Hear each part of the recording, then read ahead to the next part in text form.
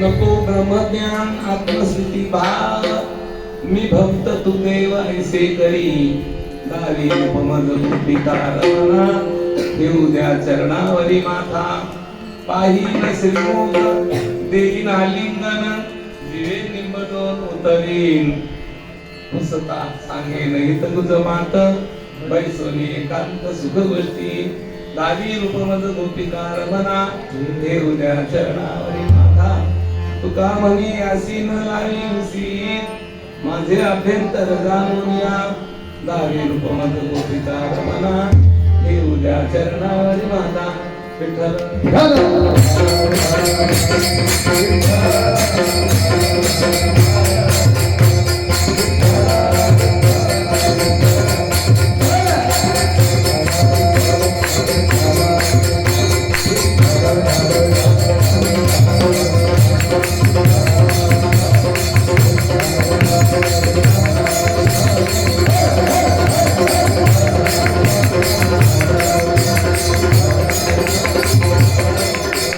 ज्ञान आत्मस्थिती भाव मी भक्त तू देव ऐसे करी दारी रूपमद गोपिकार मना देऊ द्या चरणावरी माता नमस्ते पुरुषाध्यक्ष नमस्ते भक्तवत्सल नमस्ते लोकनाथाय नारायण नमस्ते राजाधिराज भगवान श्री गोपाल कृष्ण विश्वसंत श्रेष्ठ सगळ्यांचे महाराज आणि तुम्हा सज्जनांना नम्र भावनेने नमस्कार करतो याचना करणाऱ्या आव्हानाचा विचार आज आपल्याला करायचा आहे. तुकाराम महाराज आपल्या जीवनामध्ये भक्तीची इच्छा करतात भक्तीमध्ये काही जो काही एक वेगळा आनंद आहे, तो आनंद दुसऱ्या कशामध्ये नाहीये असा. म्हणून आज त्याचा जन्म आहे. ज्या देवाच्या संबंधाने तुकाराम बाबा बोलतात, त्यांचा जन्मदिवस अशा प्रकारचा आहे. आज महत्वाचा दिवस आहे. आजच्या दिवसाला आनंदाचा दिवस असल्यामुळे आपण त्याच्याजवळ मागायला काही हरकत नाही. मागायचं आहे आज देवाकडे. भगवान श्रीकृष्णाचा जन्म पण आजच्या दिवशी आणि ज्ञानेश्वर महाराजांचा जन्मदिवस पण आजचा असा. भगवान श्रीकृष्णच ज्ञानदेव बनले.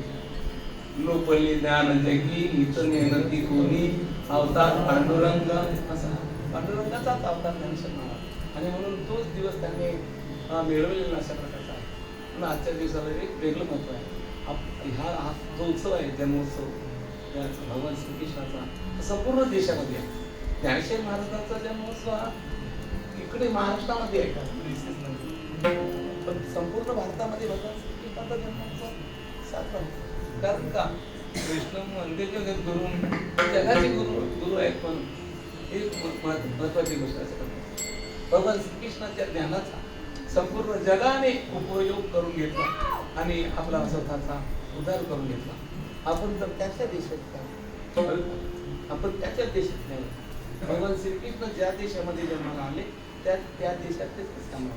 आणि विशेष म्हणजे आपण महाराष्ट्रीयन आहोत, म्हणून देवाचं आमच्या महाराष्ट्रावर जास्त प्रेम आहे. म्हणून भगवान श्रीकृष्ण इकडेच येऊन राहील, तिकडे नाही गेली. त्यांचा जन्म गोकुलात झाला.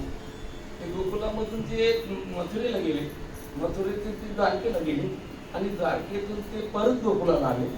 आणि गोकुलाहून मग ते लहान 11 वर्षाचे वय धारण केलं त्याने, आणि मग ते चालत आले पंढरपूरला. तिथपासून दिंडी सुरू झाली, चालण्याची सवय झाली. भगवान श्रीकृष्णाने आम्हाला आदर्श दिला की चालायला पाहिजे. तुम्ही आम्ही सुद्धा चालायला पाहिजे. ढेरे वाटणार नाही असं आहे. ढेरे वाटण्याचं तेच काम आहे. आपण चालत नाही ना, चालायला पाहिजे. दिंडी सगळी गंजत चालली, पण तरी पण त्यांना काही समजत नाही. सगळी गंजून जातात दिंडी. बघा तुम्ही, सायकल आहे, घड्याळ आहे, कोणतं पण यंत्र आहे, बंद जर ठेवला तर 15-20 दिवसात मागे जाऊन सडून जात होतं. तसे याला जर तसंच जर ठेवाल तर मग सडून जाणार ना. विठ्ठल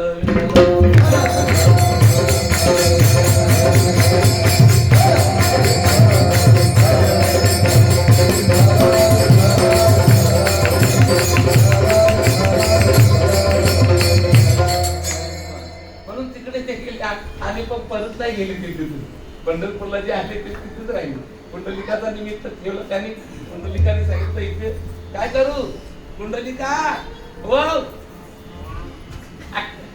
काय आहे त्या ठिकाण. अरे मी आलोय. असं का, मागून आले होते ते. असं का, तुम्ही आलात का. अरे पण बघत होते माझ्याकडे, मी ब्रह्मांडाचा चालक आहे. असं का, तुम्ही कसे काय आलात. तुझ्या आई वडिलांच्या सेवेमध्ये मी प्रसन्न झालोय. मग तुम्हीच तर निर्णय केला की माझ्या आई वडिलांची सेवा मी केली तर तुम्ही पण आयते आला चालत. जे कोणाला प्राप्त होत नाही, ना हम वेद न तपसा न दान न चर्चया शक्यम यम विदु दृष्टम दृष्टवा सीमान्यता. असं आहे ना, हम वेद न तपसा, वेदाने तपासणे कोणाला आपली प्राप्त होणार नाही.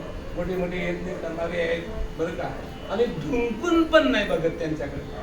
भगवान बोलतात, भगवान श्रीकृष्ण बोलतात, दानाधिक जे होती ते तृणा एकासाठी नसले येत म्हणतात. ते दानाधिक करतात ना, दानाधिक करण्याने त्यांना असं वाटतं की आम्ही चांगलं काय कमवलं, चांगलं काय मिळवलं. काय नाही भेटत, दानाने काय नाही भेटत बाबा. भजन केलं पाहिजे, भजन केलं पाहिजे. भजन दानाधिक जे हुटहुटी म्हणतात, हुटहुट करतात. दान दिलं म्हणून त्यांना असं वाटतं आम्ही खूप काय केलं. अरे असं बोलणं म्हणजे देवाचा मोठा अपमान आहे. असं तू कोण देणार आहे, त्यानेच तर तुला दिलंय, तू कोण देणार आहेस बस. म्हणून भगवान श्रीकृष्णाचं असं म्हणणं आहे, दानाधिक जे हुटहुटी ते तृणा एकासाठी नसरे येत. जाणीवीची निबळे कोणी वेदापासून आगळे. असं आहे. शहाणपणाच्या बाबतीत श्रीकृष्णाच्या काय काय म्हणतात विद्येच्या बाबतीत डिग्र्यांच्या बाबतीत वेदापेक्षा कोण आहे जगात छान? जाणीवेची निभले ज्ञानाच्या बाबतीमध्ये वेदापेक्षा कोण हुशार आहे? असं आहे. तोही अंतरणातली धडे एरू नेती नेती म्हणून बहुडे येथे संचादिक वेडे विषय झाले. असं आहे. तो पण अंतरणाखाली धडला. हजार जीवाने त्याने देवाचं वर्णन केलं, पण देवाला ते नाही आवडलं नाही देवाला. हे सगळं गोष्टी काही आवडत नाही. जप तप नियम जोग निज धर्मा श्रुती संभव नाना शुभ कर्मा. जप तप काही नाही देवाजवळ चालत ते नाही. त्याच्याने परमात्मा प्रसन्न नाही होत. जप तप निगम म्हणजे वेदाध्ययन. जप तप निगम निज धर्मा श्रुती संभव नाना शुभ कर्मा. श्रुती शास्त्रांनी सांगितलेले शुभ कर्म, दान देणं, अनाथ प्रेताला अग्निसंस्कार करणं, गरिबांचे लग्न वगैरे करणं, या सगळ्या गोष्टी काय उपयोग नाही. हे सगळं पुण्य देणारी आहेत, पण ते नाशवान पुण्य आहेत. बस श्रुती संभव नाना शुभ कर्मा. ज्ञान दया दम तीरथ मज्जन जलगी धर्म कहत श्रुती सज्जन. ज्ञान दया, ज्ञानी कुणी असेल काय उपयोग नाही. ज्ञानाचा तिथे ठिकाणा नाहीये, ज्ञानाला प्रवेश नाहीये, ज्ञानी माणसाला ऍडमिशन नाहीये माझ्याकडे यायला, काही नाही. ज्ञान दया दम तीरथ मज्जन. तीरथ दम, दमो मन निष्ठता बुद्धी, भगवंताच्या ठिकाणी बुद्धी ठेवणं असे म्हणतात ते. शमो मन निष्ठा, दमो इंद्रिय निग्रह. इंद्रिय निग्रह हे नाम शब्दात अर्थ बरं का. इंद्रियांना ताब्यात ठेवलं काय उपयोग होत नाही. बस ज्ञान दया दम तीरथ मज्जन जहलगी धर्म कहत श्रुती सज्जन. बस कारण धर्म, मग मी धर्माचरणाने वागतो असं जर कोणी जर बोलेल काय उपयोग नाही. त्याच्यात काय भेटणार नाही त्याला. तीर्थ मज्जन, तीर्थामध्ये बुडी मारून वाटतं पाप जातात म्हणून, पाप जात नाही. ते बुडी मारली की ते पाण्यावर तरंगत राहतात. परत असं काढला लोकांनी की त्याच्यात झालं ते जात नाही. जलगी धर्म आगम निगम पुराण अनेका पढे सुने कर फल प्रभू एका. कोणी बोलला मी भक्ती विजय वाचतो, आधी विजय सगळं वाचतो, बस श्रुतीशास्त्र वाचतो, काही नाही उपयोग नाही होणार. त्याच्यात मोक्ष नाही भेटणार, सुटका नाही होणार. संसाराच्या बंधनातून तो पार नाही होणार. संसाराच्या बंधनामध्ये तुम्ही आहोत त्याचा सोच केला पाहिजे. बस आगम निगम पुराण अनेका पढे सुने कर प्रभू एका. पडला आणि ऐकला, सांगणारा आणि ऐकणारा दोघी नरकाला जातात. पद पंकज प्रीती निरंतर सब साधन कर ये फल सुंदर. बस तव पद पंकज, देवाच्या चरणावर अत्यंतिक प्रेम ठेवलं पाहिजे. नम्र बनून बर का, रडून डोळ्यातून अश्रू वाहून चुका करून करून देवा मी हैराण झालोय, मला माफ करा. इतक्या कलवल्याने त्याला देवाला बोलावं लागतं. तेव्हा तो आपला होतो. विठ्ठल विठ्ठल.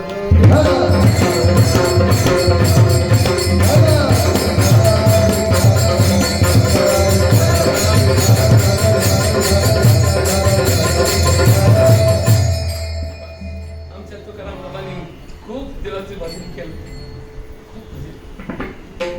खरे साधू असं साधू नाही कोणी या जगामध्ये, असं नाही कोणी साधू बर का. जगामध्ये सर्वश्रेष्ठ ज्ञानी त्याने त्यांना असे बोलले, तुका सर्वश्रेष्ठ प्रिया माधोर प्रिया माधोर.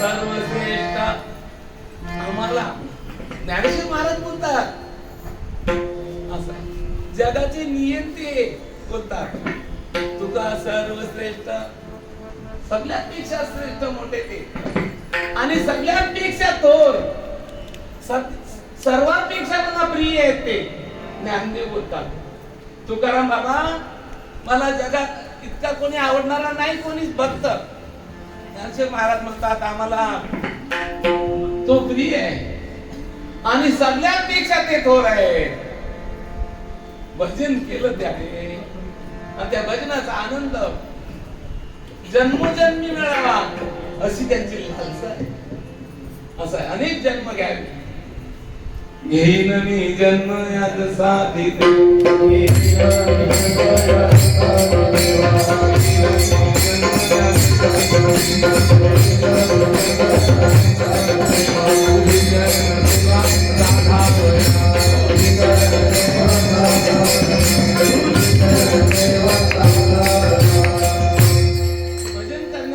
देवा जन्म घेईल जन्म तर चांगला नसतोच किती पण चांगला जितका चांगला आचरण करणारा माणूस आहे तितका त्याला जास्त त्रास होतो असा आहे शारीरिक त्रास असतो तो वेगळा त्रास असतो मनुष्य मनाच्या त्रासाने जास्त त्रस्त होत असतो शारीरिक त्रासाने तो तितका त्रस्त नाही होत मानसिक त्रास जर त्याला नसेल तर शारीरिक त्रास तो सहज सहन करायला तयार होतो असं आहे असं एक हिंदी मनुष्य बोलतो कुछ पाने के लिए कुछ खोना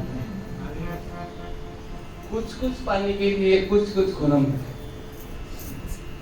बरं का हमें बहुत कुछ पाने के लिए बहुत कुछ और सब कुछ पाने के लिए सब कुछ सगळं मिळवण्याकरता सगळ्याचा त्याग करावा लागतो असं अर्थ आहे त्याप्रमाणे भजन प्राप्त करण्याकरता भले जन्माचं दुःख होऊ द्या मला चालेल आम्ही ते सहन करू असं तुकाराम बाबा बोलतात बरं म्हणून त्याच्यासाठी जन्मजन्मीची इच्छा करतात की देवा मला जन्म द्या मी तुमचं भजन करीन म्हणतो असं आहे आज ते देवासमोर उभे आज भगवान प्रगट झाले आहेत तुकाराम बाबा देवासमोर उभे राहिले बरं का तुकाराम बाबांना भगवान बोलले भगवान श्रीकृष्ण बोलले तुकाराम बाबा तुम्हाला काय पाहिजे मोक्ष देऊ का तुम्हाला मोक्ष सुटका जेल मधून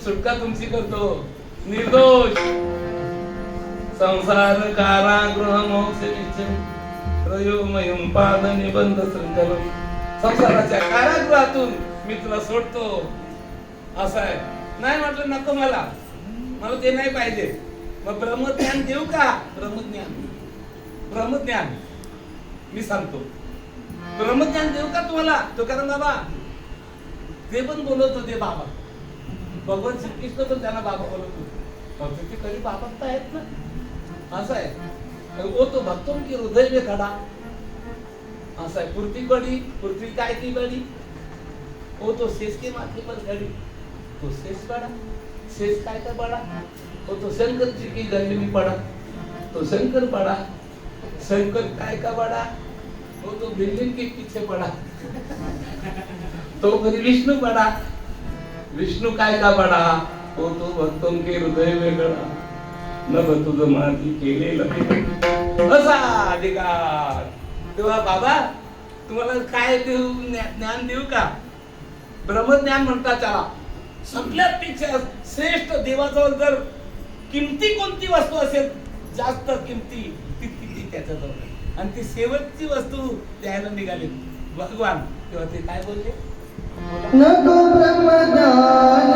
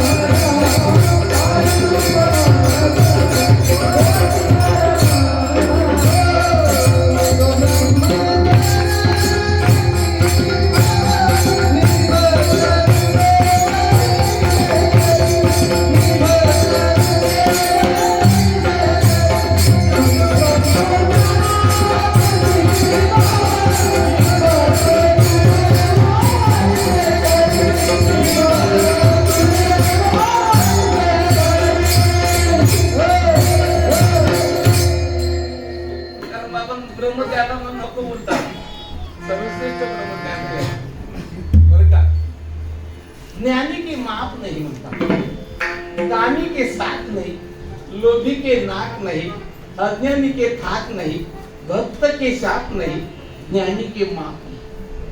ज्ञानी पुरुषाची तुलना नाही करता येत कोणाची. सगळ्यात पेक्षा मोठा ते ज्ञानी पुरुष. तर असे आरत्या बोलतात त्याला असं आहे. आमच्या ज्ञानेश्वर महाराजांनी एक काव्य लिहिले फार चांगलं, म्हणजे एक रूपकाच्या भाषेतून त्याने या शरीराच्या बद्दल चांगलं वर्णन केले. बस कानोबा तुझी घोंगडी चांगली, कानोबा तुझी घोंगडी चांगली, कानोबा तुझी घोंगडी चांगली, कानोबा तुझी घोंगडी चांगली. आमाजी गावी वांगोली, आमाजी गावी वांगोली, आमाजी गावी वांगोली, आमाजी गावी वांगोली.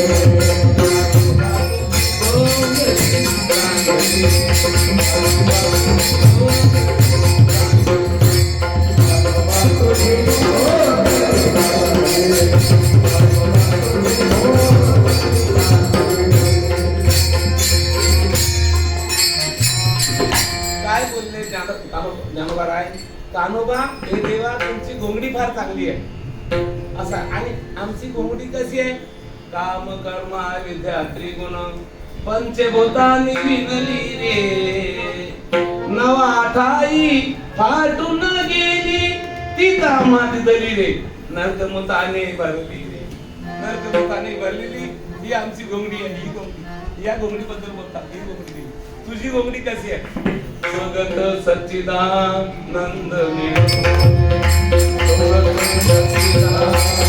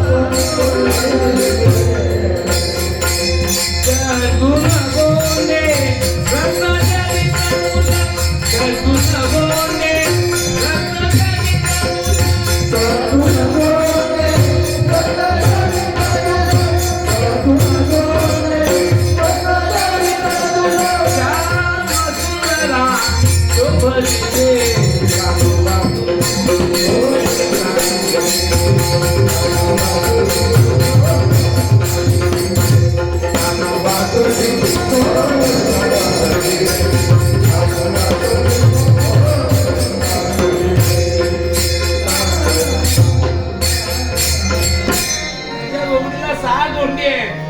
कोणते गोंडे? बस अस्वरेसे समग्रसे धर्मसे यशस्यस्य या ज्ञानवैराग्ये चैव सन्नाम भगीतिरणा असं म्हणतात. यशस्वी अवतारी ज्ञान वैराग्य ऐश्वर्य हे 6 गुणवर्य वस्ती देतात. त्याच्या गोंडीला 6 गोंडी आहेत. मी म्हणतो आपल्या सारख्यांच्या गोंडीला एक तरी गोंडा असताना एक असला जर तरी लोक त्याला हातावर घेऊन नाचतात. एक तरी गोंडा असता तरी त्याच्या गोंडीला 6. त्याप्रमाणे ज्ञान रूपी जर गोंडा तुमच्या गोंडीला कोणाच्या असेल तर त्याला पण हातावर घेऊन समाज नाचतो. बस म्हणून एवढं ज्ञानाला महत्व आहे. तुकाराम बाबा बोलतात मला नाही पाहिजे कोणतं ज्ञान. अध्यात्म ज्ञान नित्यत्वम तत्वज्ञानार्थ दर्शनम हे ज्ञानम इति प्रोक्तम ज्ञानम यततोम्यता तरी परमात्मा असे जे एक वस्तू असे ते दिसे दया ज्ञानार्थवा. परमात्मा नावाची कोणी वस्तू आहे ती वस्तू ज्या ज्ञानाने भेटते ज्या ज्ञानाने प्राप्त होते ते ज्ञान पाहिजे. हिरही भव स्वर्गादी ज्ञानी ती अज्ञानी ऐसा मनी निश्चय केला. बाकी सगळी भव म्हणजे संसार आणि स्वर्ग या हे प्राप्त करण्याकरताची जी ज्ञान आहेत ना ती ज्ञानी नाही आहेत. त्याला ज्ञान नाही म्हणतात. ते बाह्य माणसाचे मोठे मोठे कान असतात ना तसे म्हणतात. बधिराचे नीट कान अपया नाम पान त्याला बारा बोलतात. त्याला चांगलं बोलता येतं. असा बोलणारा मी पाहिला नाही. मी तर त्याचं अध्ययन केलं सगळ्या अनेक ग्रंथांचं. पण ज्ञानशील महाराजांना जसं बोलता येतं तसं कोणालाच बोलता येत नाही. किती पण ग्रंथ करते झाले आणि होती बस पण नाही असं ज्ञानशील महाराजांचा अर्थ कोणाला नाही बोलता येत असा अर्थ. म्हणून ते ज्ञान त्यांना पाहिजे. बस त्या ज्ञानाचं वर्णन करताना ज्ञानशील महाराज म्हणतात बर का विठ्ठल विठ्ठल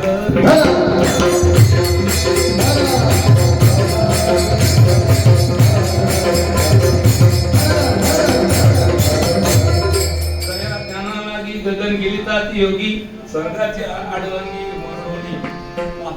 जे ज्ञान प्राप्त करण्याकरता बरं का गगन गेलितात म्हणतात. योगी लोक गगन गिलतात. गगन गिलतात म्हणजे काय करतात बरं का इह पण भोगाची जेव्हा इच्छा निवृत्त होते तो भक्त निर्विषयी जेव्हा होतो बरं का तेव्हा त्याच्या बुद्धीमध्ये विषय नाही राहत पण तरी सुद्धा गगनाकार वृत्ती झालेली असते ती. आणि परमात्मा हा त्याच्या पण पेक्षा आत राहतो. म्हणून बरं का म्हणून ती आत्माकार बुद्धी होण्याकरता बुद्धीमधून बरं का जी गगनाकार जी वृत्ती आहे ना ती वृत्ती काढायला लागते. याला म्हणतात गगन गिलतात. गगन गिलणं बरं का त्याला गगन गिलणं म्हणतात. जया ज्ञानालागी गगन गिलतात योगी स्वर्गाची आडवंगी उमरवणी.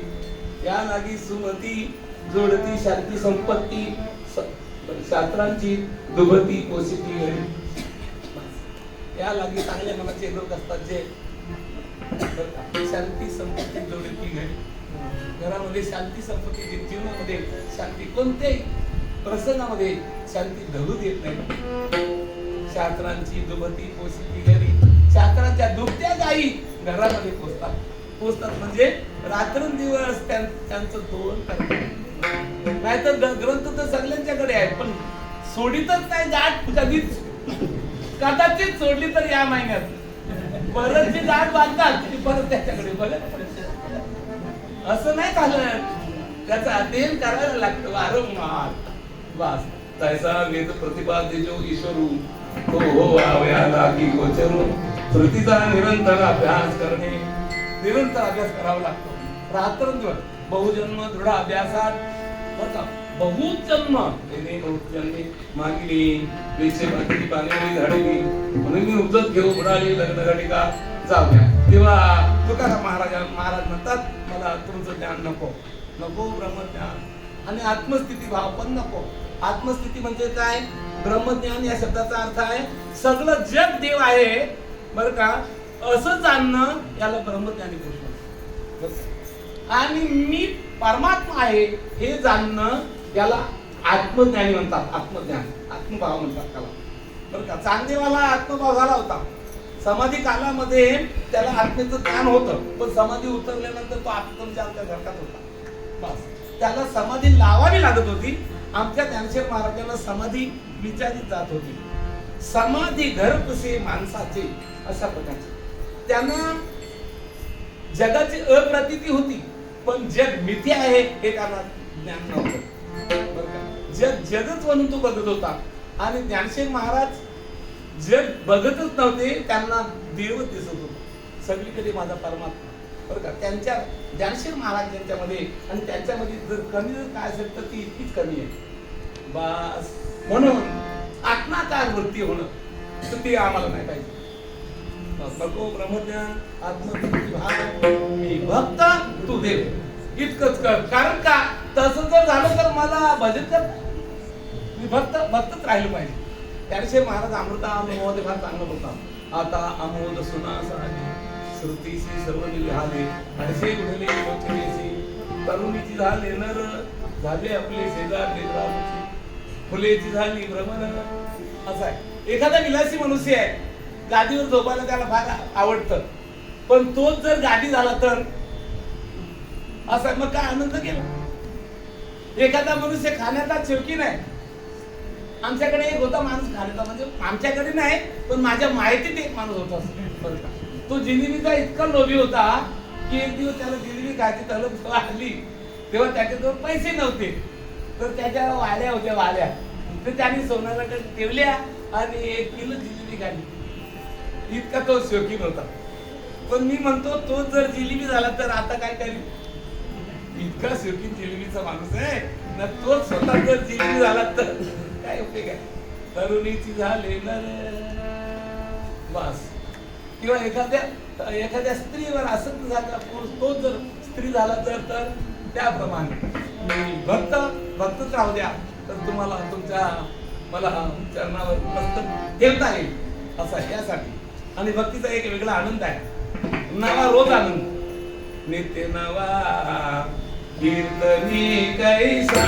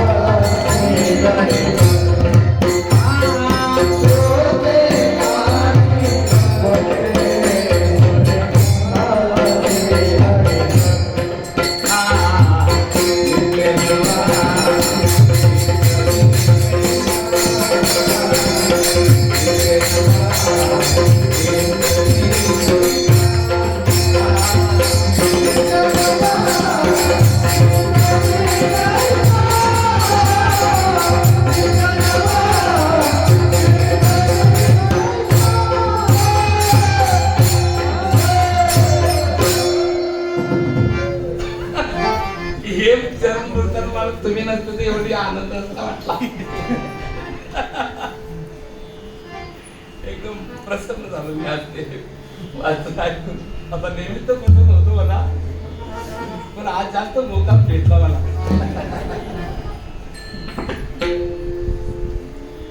आनंद पाहिजे ना, भजन केलं पाहिजे.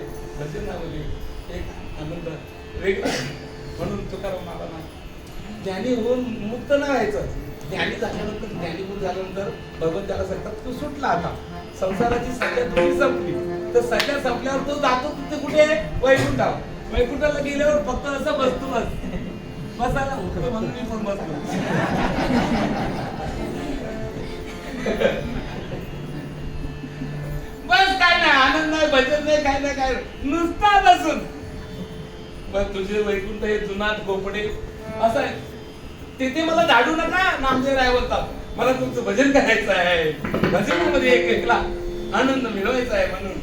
बस म्हणून मी तुम्ही ते भजन करण्याकरता तुम्ही काय करा, दुसऱ्या चरणात दावे रूप माझा, दावे रूप माझा, दावे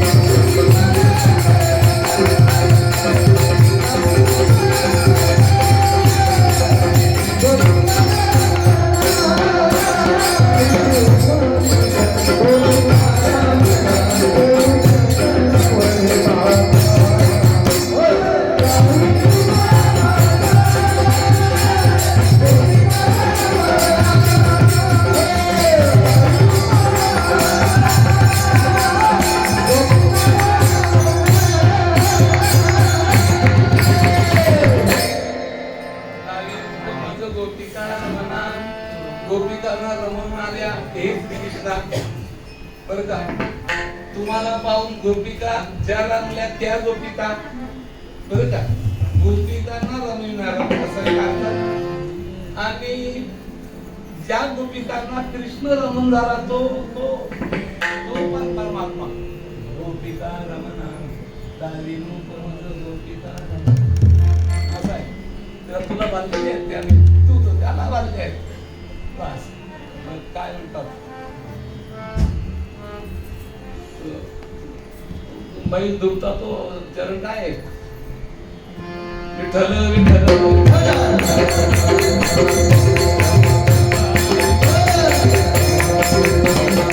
बैल दुभतो नंदा घरी. अशा प्रकारचा तो बालला होता गवळणीला. असा आहे. मथुरीला जेव्हा भगवान गेले ना कंसाला मारण्याकरता, ते आणि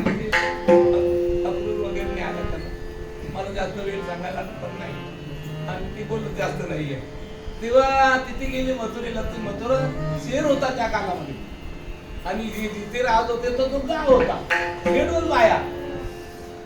तुम्हाला सांगू तो रथ न्यायला आले तेव्हा इतका आकांत त्याने केला की काय सांगू. जेव्हा ते रथावर चढले निघायला तेव्हा रथी चढले वनमाळी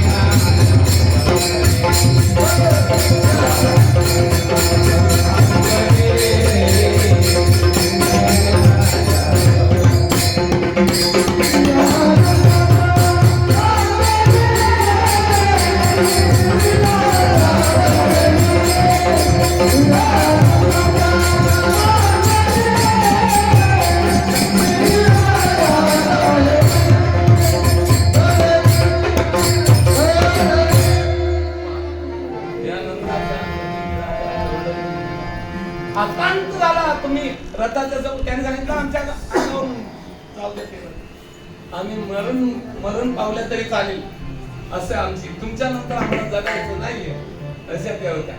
सार जीवन ज्याने देवाला नेच्यावर केलाय त्या गवळणी त्यांच्याबद्दल बोलतो.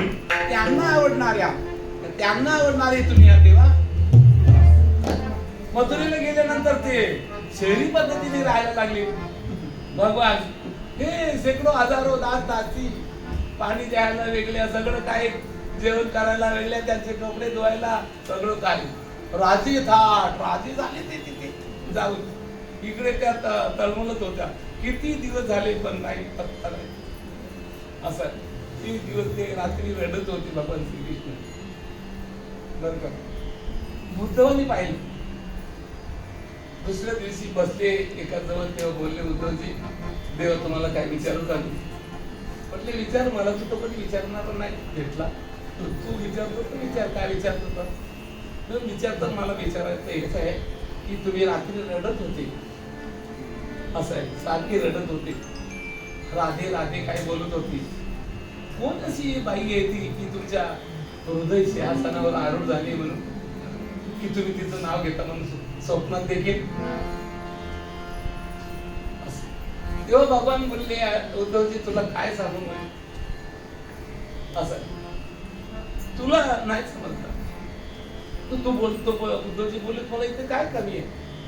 निरलेले पदार्थ तिथे तू पिठला भाकर खात होता. वांग्याची बरीच भाजी वर कोशिंबिरीची चटणी तिथे तू खात होता. तिथे नाना पदार्थ नूडल्स काय गांडून काय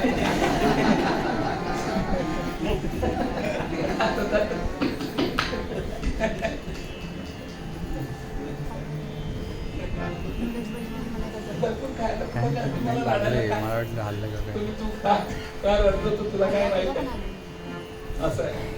सारख्या रडतात त्या जरा अडाणी आहेत ना त्या गोकुळीतल्या बाया सगळ्या अडाणी आहेत ना. तर तू एक काम करतो का जातो का त्याला समजावायला. असं कारण का तू सांग समजावून बाबा परमात्मा सगळीकडे आहे म्हणून असं तसं चालेल. जातो निघाले ते बरं का. एक अर्धा फरलंग गेल्यानंतर देवाला आठवण पडली. देवाने सांगितलं इकडे जरा परत आला. त्याला सांगितलं माझे कपडे घालून जा.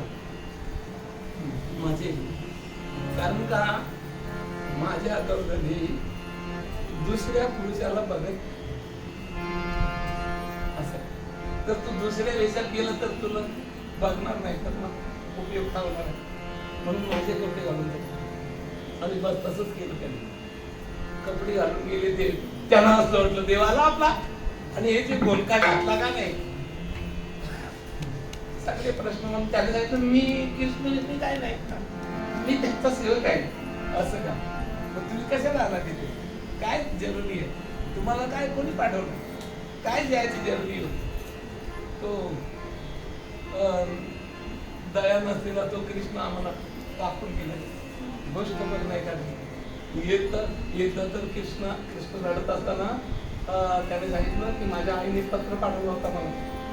पत्रामध्ये असं लिहिलं होतं की कृष्णा तू तिथे राजा झालास ना, मग राजे लोकांना दासी लागतात ना भांडी घासायला वगैरे, मला घेऊन जा. मी तुमची भांडी घासीन तरी पण मी तुला बघेन, तरी माझं पोट भरेल. असं माझ्या आई मला पत्र पाठवलं. किती अडाणी लोक आहेत. असं वेळ करायला वेळ करतो. गुरुवर प्रेम करणारा, देवावर प्रेम करणारा, त्याला लोक वेडा म्हणतात. बस लोक काय मेरा बहिरे बावली, ऐसी लागी लगन मेरा हो गई मन.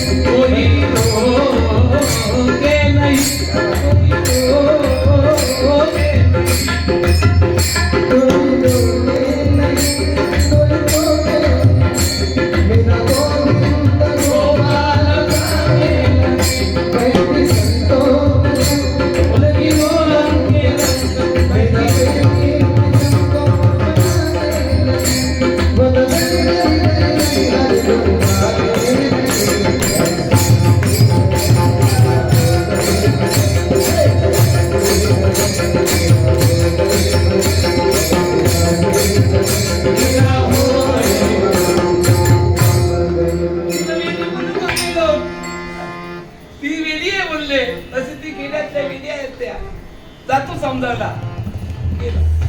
म्हटलं काय करतात ते? काय नाही तुमची, तुम्हाला सांगितलं की तुम्ही घाबरू वगैरे नका, आम्ही आहे ना, मी येणार आहे. अरे येणार आहे? येणार आहे म्हणजे तू इथं नाही असं तुला वाटतं का? कुठून आणलंय तुम्ही ज्ञान ते? उद्धवजी घरी जा, घरी जा. आम्हाला याच्या पोकल इतके ज्ञान नाही पाहिजे. असं आहे. अरे आम्हाला तो त्या पानावर, झाडावर, भिंतीवर, घरावर, दारात, जेवणात, भाकरी, सगळीकडे आमच्या परमात्म्याचं दर्शन होतं. पण आम्हाला पाहिजे तो ज्याच्या दत्तावर बंसरी आहे, ज्याच्या शिरावर मोराचा तुरा आहे पिसांचा, तो पाहिजे. त्याची जरुरी आहे. हे ब्रह्मज्ञान कोरडं नको आम्हाला, जातो घरी. तेव्हा त्याला कळलं. तुम्हाला सांगू 2 दिवसासाठी आला होता. 2च दिवस राहील, जास्त रेड्यांच्या गावात मी राहणार नाही. 6 महिने झाले आलाच नाही. भगवान शेवट आले, त्याला नेकला. म्हटले तुम्ही तर आलेच नाही, 2 दिवसात येणार होते. मी तर सांगतो मी तर येऊच इच्छित नाही, पण जेव्हा मी मरेन बर का, तेव्हा मला इथंच काढ. त्यांची धूल माझ्या पायाला लागली बरं का, जिथे चालली म्हणून आपण जो गंध लावतो तो वारकरी, तो त्यांच्याच पायांची बरं का होते. गोपीचं चंदन आहे ते. जास्त बोलत नाही मी. बस 10वी कुटुंबाचं गोपिका नाही आवडणार तो आहे. अरे कोणाला पण कोणी पण आवडून का उपयोग आहे?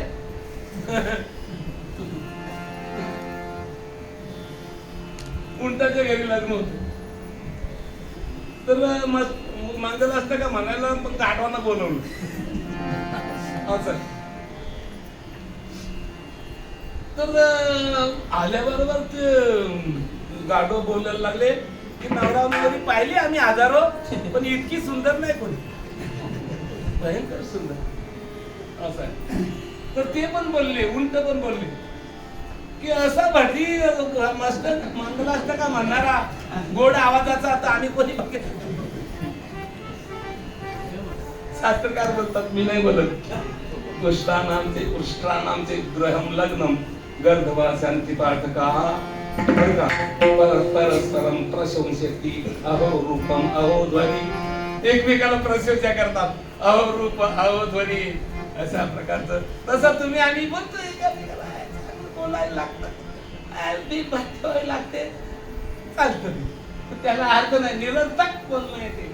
पण यांचं बोलणं बरोबर आहे. दादी माझं गोष्टी का हे उद्या चरणावली माता. तुकाराम बाबा तुम्ही काय करा जर त्यांनी दाखवलं तर काय करा. पाहुणे श्रीमुख दीनाई पाहिन पाहिन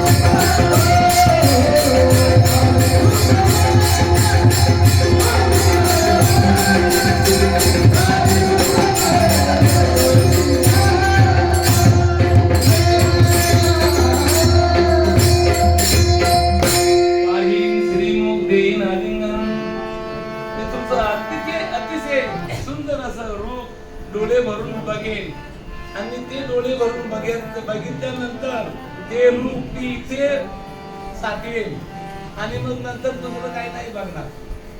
3 जातीच्या काचा असतात बरं का. एक काच अशी असते आरच्या पार दिसतं, आरच्या पार कीर्तनात असलं तरी दुसरंच दिसतं. एक काच अशी आहे की आपण पावती दिसतं, आरशाची काच. कीर्तनात चेहरा बघण्यापुरता तो दिसतो, परत तो बाजूला केला की दुसरं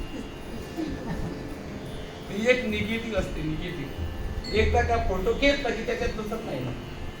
तशी निगेटिव्ह काचवाली आहेत आमचे तुकाराम बाबा. तुम्हाला मी डोळे भरून बघेन कारण सुंदर तर सुंदरतेच्या बाबतीत तुझ्यापेक्षा कोणी नाही. का तो मुकुंद पदी मुकुंद महती कुलशील रूप विद्या रूप वयोद्रवीन हा रत्न तुल्य. तुझ्यासारखा या जगात कोण आहे सुंदर आणि सगळ्याच बाबतीमध्ये. म्हणून तुम्ही फार सुंदर आहात. म्हणून मी ते बनणार सावळे सुंदर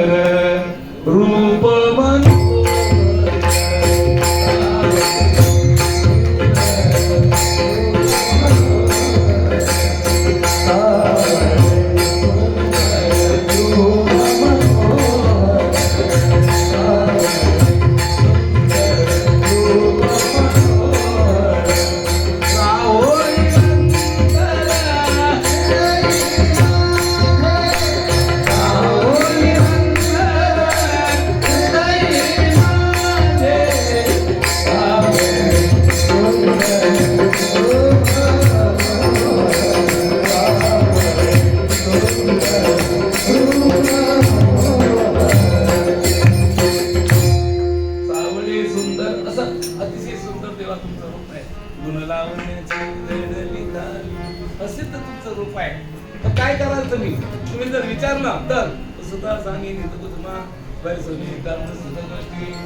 मला तुमचं रूप दाखवा. चालेल पुढच्या वर्षी या. मग पुढच्या वर्षी आजची ह्याची गोष्ट आहे. पुढच्या वर्षी नाही, पुढच्या वर्षी कोणाला परत इथं सवड राहिली आहे. पावला माणूस बदलतो. मी सांगतो माझ्याकडे येतात ना माल वगैरे घालायला. आता एक दिवस आला तर ते आलेल्या माणसाला गुरुवारी ये म्हणून सांगतो. जर समजा दुसऱ्या वारी आला तर थोडी परंपरा आहे आपली गुरुवारी. तुकाराम बाबांना गुरुवारी आपण अनुग्रह झाला म्हणून मी सांगतो मग गुरुवारी या तुम्ही. तो गुरुवारी येत नाही. तो 2-3 दिवसात भेटल्यानंतर किंवा 2 महिन्यात तुम्ही आले नाही तर ते कॅन्सल केला आता का माणूस कॅन्सल करतो. म्हणून तुकाराम मला देवाला सांगतात देवाला तुकाराम म्हणे यासी न लावी होती माझे अभ्यंतर जाणून या विठोबा रकुमार.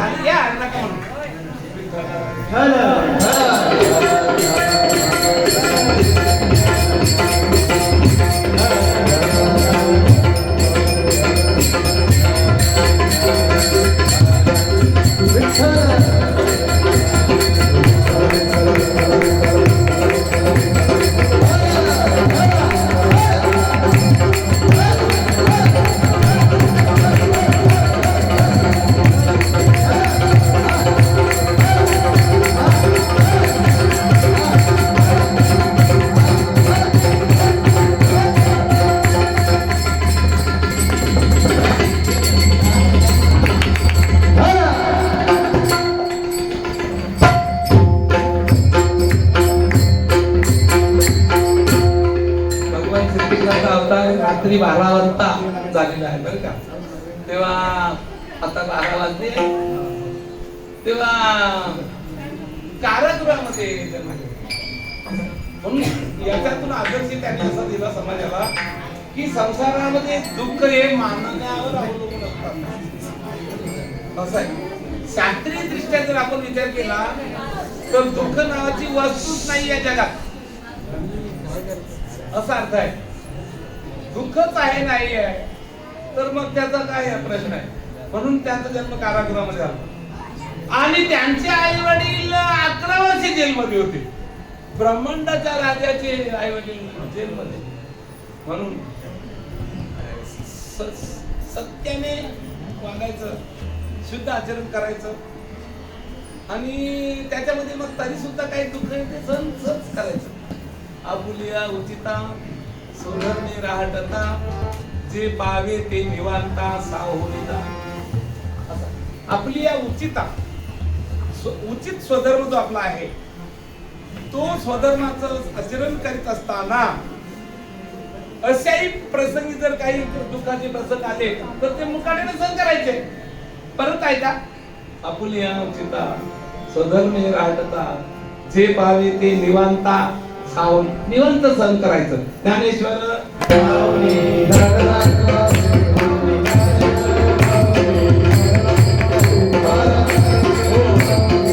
जेव्हा जन्माचा आपण म्हणून आपल्याला वेळ नाही सांगायला, त्यांचा आपण म्हणून आणि आपण द्यायचं मागे.